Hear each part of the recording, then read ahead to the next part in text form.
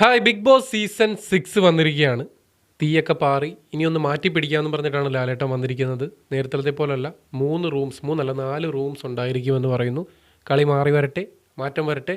തീർച്ചയായിട്ടും അതിൽ ഞങ്ങളുടെ, അതായത് നമ്മൾ യൂട്യൂബേഴ്സിൻ്റെ ഭാഗത്തു നിന്ന് തന്നെ കണ്ടസ്റ്റൻസ് വന്നിട്ടുണ്ട്. അതുപോലെ തന്നെ ജിം ഫീൽഡിൽ നിന്ന് വരുന്നുണ്ട്. അതേപോലെ തന്നെ മേക്കപ്പ് ആർട്ടിസ്റ്റ് വരുന്നുണ്ട്. 2 ലേഡീസാണ് ഇപ്രാവശ്യം കോമണേഴ്സായിട്ട് വന്നിട്ടുള്ളത്. അതിലെനിക്കൊരു ചെറിയ വിഷമമുണ്ട്. കാര്യം എന്ന് പറഞ്ഞാൽ ഈ 2 ലേഡീസിനെ വിളിച്ചു എന്നുള്ളതിൽ ഒരു ബോയ് ഒരു ലേഡി ആക്കിയിരുന്ന കുഴപ്പമില്ലായിരുന്നു. കാരണം കഴിഞ്ഞ തവണയും ഒരു ലേഡിയാണ് കോമണറായിട്ട് കൊണ്ടുവന്നത്. ചിലപ്പോൾ അവർക്ക് അതിൻ്റെ ഉദ്ദേശം കാണും. പിന്നെ ഇതിൽ ഒരു ലേഡി കോമണർ എന്ന് പറയുന്നെങ്കിലും അവർ ഇതിനു മുമ്പ് എന്തൊക്കെയോ മാധ്യമങ്ങളിൽ വീഡിയോസിലൊക്കെ വന്നിട്ടുള്ളവരാണെന്ന് തോന്നുന്നു. എന്തൊക്കെയാണെങ്കിലും മത്സരിക്കട്ടെ. അവർക്ക് പിന്നെ ഒരു ഓപ്പർച്യൂണിറ്റി കൂടെ ഉണ്ടായിരുന്നു. അതായത് ഈ പ്രോഗ്രാമിന് മുന്നേ തന്നെ അവരെ പുറത്ത് വിട്ടിട്ടുണ്ടായിരുന്നു. അവരുടെ ഐഡൻറ്റിറ്റി വെളിപ്പെടുത്തിയിട്ടുണ്ടായിരുന്നു. അതുമല്ലാതെ ബാക്കിയുള്ള മൊത്തത്തിൽ 19 കണ്ടസ്റ്റൻസ് ഉണ്ട്. ബാക്കിയുള്ള 17 കണ്ടസ്റ്റൻസിനെയും അവർ പറയുന്നതും അവരുടെ കാര്യങ്ങളെല്ലാം കേൾക്കാനായിട്ട് ഇവർക്ക് 2 അവസരവും ഉണ്ടായിരുന്നു. ബിഗ് ബോസ് കണ്ടവർക്ക് അത് മനസ്സിലായി കാണും. മുമ്പ് മിസ്റ്റർ കേരള ആയ ഒരു വ്യക്തിയുണ്ട്. അതേപോലെ ഒരു സിനിമയിൽ അഭിനയിച്ച ഭ്രമരം സിനിമയിൽ അഭിനയിച്ച വ്യക്തിയുണ്ട്. അതേപോലെ തന്നെ ഒരു ഗായകനുണ്ട്. പൊടിപാറും എന്ന് തന്നെ നമുക്ക് കാണാം. ആ 19 പേരുടെ ലിസ്റ്റ് ഞാൻ ഒന്ന് ഓടിച്ചിട്ട് പറയാം. എൻ്റെ കൂടെ എൻ്റെ അസിസ്റ്റൻ്റ് ഉണ്ട്. അസിസ്റ്റൻറ്റ് പറഞ്ഞു തരും പേരെല്ലാം കൂടെ ഒന്ന് പറയൂ. ശരണ്യ ആനന്ദ്, പിന്നെ സുരേഷ് മേനോൻ, അർജുൻ ശ്യാം ഗോപൻ, നോറ മസ്കാൻ, പേര് കൊള്ളാം അല്ലേ? ഗബ്രി ജോസ്, അപ്സര ശ്രീരേഖ, രതീഷ് കുമാർ, ജാൻമണി ദാസ്, സീതു കൃഷ്ണൻ, സിജോ ജോണിൻ്റെ കാര്യം പറയുമ്പോൾ ശ്രദ്ധിക്കണം. അത് നമ്മുടെ കൂടെ ഉള്ളൊരു വ്ളോഗറാണ്. അതുപോലെ തന്നെ അടുത്തത് അസീറോക്കി, ഋഷിയസ് കുമാർ, അറിയാം നിങ്ങൾക്ക് എല്ലാവർക്കും, മുടിയൻ, ഉപ്പുമുളകിലൊക്കെ വന്നിട്ടുള്ള മുടിയനാണ്. ജാസ്മിൻ ജാഫറിനെ നിങ്ങൾക്ക് മേ ബി അറിയാമായിരിക്കാം. അതൊരു വ്ളോഗറാണ്. നമ്മളൊക്കെ പല വീഡിയോയിൽ ഉൾപ്പെടുത്തിയിട്ടുള്ള ആളാണ്. നിങ്ങൾക്ക് അറിയാവുന്ന വ്യക്തിയായിരിക്കും. പിന്നെ യമന റാണി സീരിയൽ നടിയാണ്, സിനിമാ നടിയാണ്. പലർക്കും സീരിയലിലൂടെ അറിയാവുന്ന വ്യക്തിയാണ്. ജിൻഡോ ജിം ബോഡി ബിൽഡറാണ്. അദ്ദേഹം ഒരു കോച്ചാണ്. അയാളും സിനിമയിലൊക്കെ അഭിനയിച്ചിട്ടുണ്ട് കേട്ടോ.